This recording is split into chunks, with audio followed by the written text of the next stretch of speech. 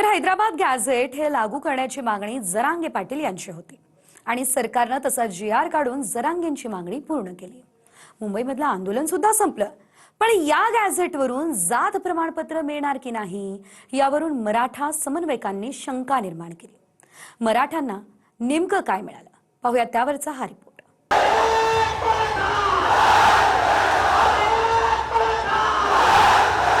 जिंकलो रे राजा हो आपण।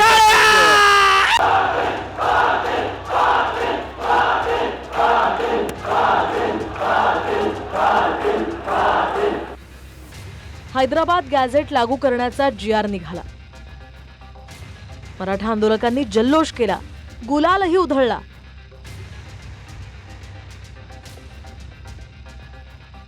जरांगे सुद्धा छत्रपती संभाजीनगरला उपचार घेत आहेत। मराठेही आपापल्या गावी गेलेत, पण प्रश्न हा विचारला जातोय की मराठ्यांना नेमकं काय मिळालं। त्याचं कारण म्हणजे मराठा समन्वयकांकडूनच आणि काही ओबीसी नेत्यांकडूनच आलेली परखड मतं।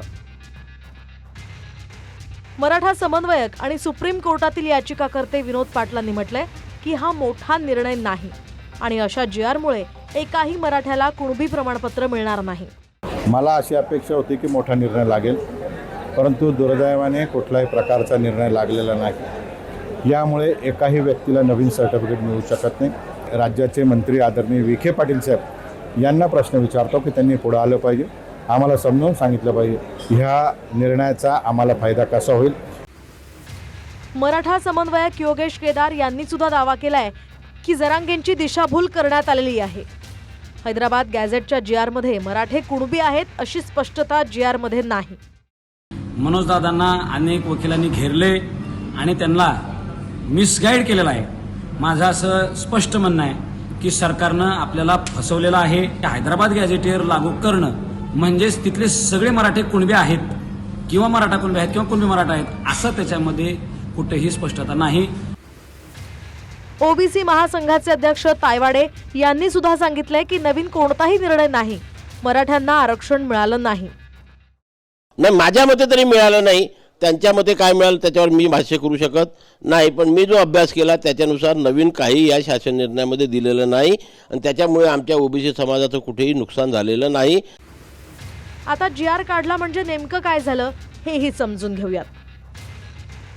जी.आर.मध्ये म्हटलंय की हैदराबाद गॅझेटियर मधील नोंदी विचारात घेऊन मराठा समाजाच्या व्यक्तींना कुणबी, मराठा कुणबी किंवा कुणबी मराठा या जातीचं प्रमाणपत्र मिळवण्यासाठी समिती गठीत करण्यात येते। संबंधित जातीचा दावा करणाऱ्या व्यक्तीनं त्यांच्या नातेसंबंधातील किंवा कुळातील असून कुणबी असल्याचं प्रतिज्ञापत्र द्यावं। त्यानंतर स्थानिक समिती आणि वंशावळ समितीच्या साह्यानं आवश्यक ती चौकशी होईल। म्हणजेच काय तर कुणबी असल्याच्या संबंधीची नोंद किंवा वंशावळीचा पुरावा द्यावा लागेल। आणि हैदराबाद गॅझेटमध्ये नेमकं काय आहे तर मराठवाड्यातील तालुक्यांमधील गावांमध्ये लोकसंख्या, शेती आणि गावांमधील जाती जमातींची आकडेवारी आहे। व्यक्तिशः जाती संदर्भातील नोंद नाही। मग जर व्यक्तीनुसार संबंधित जातीचा उल्लेखच नसेल तर त्यावरून कुणबीचे दाखले कसे मिळणार हा सवाल मराठा अभ्यासकांचा आहे। जी.आर. मध्ये जे हैदराबाद गॅझेट लागू करणे वगैरे वगैरे जी कथा सांगितलेली आहे ती केवळ दिशाभूल करण्यासाठी सांगितलेली आहे। हैदराबाद गॅझेट लागू झालेलं नाही। जातीचा दाखला देण्यासाठी जे वाक्य आहे ते असं आहे की रक्ताच्या नात्यात किंवा कुळामध्ये कोणाकडे जरी नोंद असेल, म्हणजे एका आडनावाची नोंद असेल तर त्या कुळामधील सगळ्यांना त्याच्या आधारे दाखले मिळू शकतात। नोंद असल्याशिवाय कुळात कोणत्या तरी तरच ते कुणबी जातीचा दाखला निघण्याची प्रक्रिया होते असा हा जी.आर. सांगतो। जी.आर. ही उपसमितीच काढते। काही चुकलंच तर मी सुधारित काढायला लावून म्हणलं ना, मी कशाला आहे, मी हाय कशाला, समाजासाठी मी झटतोय, समाजाने शांत राहायचं। हा बघ, मी चुकू शकतो, एका दिवस समाजही चुकू शकतो, मग काय आपण काय फाशील द्यायचे काय, मग डोक्यात दगड घालायचा का? आपण त्यात सुधारणा करायची आणि पुढं जायचं। आता उद्या 12 वाजता मी अभ्यासकांना पुन्हा बोलवलंय, मी पुन्हा चर्चा करणार।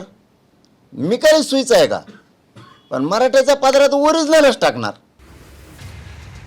GR मध्ये काही चुकलं असेल तर सुधारित GR काढायला लावणार असं जरांगे म्हणाले.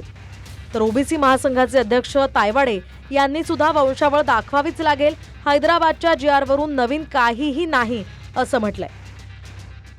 हो, GR मध्ये स्पष्ट दिलेलं आहे, फक्त हैदराबाद गॅजेटियर शब्दाचा वापर केलेला आहे.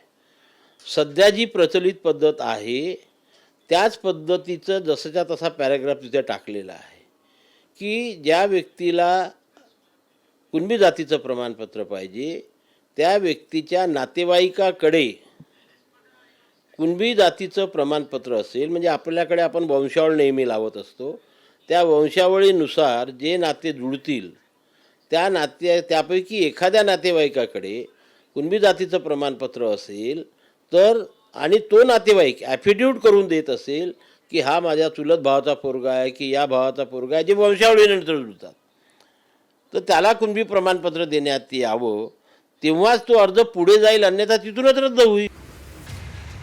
तर भुजबळांनी कोर्टात जाण्याची तयारी केली आहे. त्यामुळे गॅझेटवरून काढलेला GR कोर्टात टिकणार का आणि व्यक्तींच्या नोंदीच नाहीत तर मग आरक्षण मिळवून देण्यासाठी फायदा आहे का, यावर वरिष्ठ विधिज्ञांचं मत काय आहे तेही ऐका.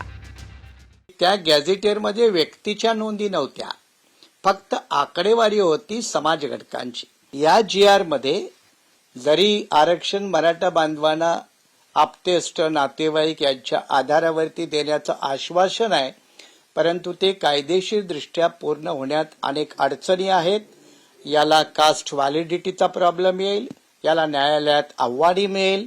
तसं ठोस असं एक कन्स्ट्रक्टिव्ह रूपात मराठा आरक्षणाला किंवा मराठा समुदायाला त्या जातीचं जात प्रमाणपत्र आणि वैधता याची हमी देणारं असं या GR मध्ये काही नाही. तर यावर सरकारचे मंत्री आणि आरक्षण उपसमितीचे सदस्य उदय सामंत यांनी म्हटलंय की GR काढण्याआधी त्याचा ड्राफ्ट जरांगे आणि त्यांच्या अभ्यासकांना दाखवूनच काढलाय. हैदराबाद गॅजेटियरच्या बाबतीमध्ये मला असं वाटतं की जो GR काढलेला आहे हा सगळा GR मनोज जरांगे पाटील यांच्या सगळे जे अभ्यासक आहेत त्यांनी देखील वाचून बघितलेला आहे आणि त्यांनी क्लिअरन्स दिल्यानंतरच तो GR काढलेला.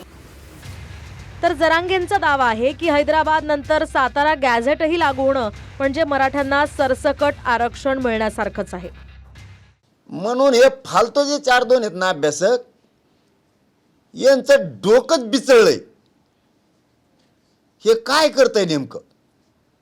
दोन्ही गॅजेट घेतल्यामुळं पश्चिम महाराष्ट्र आणि मराठवाडा हा सगळ्यात मोठा भूभाग आहे, क्षेत्रफळानं, लोकसंख्येनं आणि मराठ्यांच्या संख्येनं. मला सांगा, मराठवाडा आरक्षणात गेल्यावर आणि पश्चिम महाराष्ट्र आरक्षणात गेल्यावर खाली काय घंटी राहिली का? झालं ना सर सकट. गरीब मराठ्यांना न्याय मिळाला पाहिजे आणि न्याय मिळाला सुद्धा आहे. त्यांना आता EWS 10% 8.5% आरक्षण मिळालेलं आहे, ACBC 10% आरक्षण मिळालं, हेच 8.5% आरक्षण मिळालेलं आहे. आणखीन काय पाहिजे मला कळत नाही मला. त्यामुळं आता वाटेल ते झालं, आम्हाला ते नको, पण आम्हाला ओबीसीतलंच पाहिजे. ह्याच्या मागं जी खरी ज्ञानबाची मेक आहे ती म्हणजे आता येणाऱ्या ज्या पंचायत समिती निवडणूक आहेत, जिल्हा परिषद निवडणूक आहेत, स्थानिक स्वराज्य निवडणूक आहेत, याच्यामध्ये हे कुणबी दाखले, बोगस कुणबी दाखले घेऊन त्या ठिकाणी या आरक्षणावरती म्हणजे राजकीय आरक्षणावरती डल्ला मारायचा जो आहे हा प्रयत्न जो आहे हा यातून दिसत आहे. हैदराबाद गॅझेटमुळे जरांगेंना मराठ्यांचं कल्याण होईल अशी अपेक्षा आहे. अर्थात येत्या काही दिवसात जात प्रमाणपत्रांवरून चित्र स्पष्ट होईल. Bureau report, TV9 Marathi, Mumbai.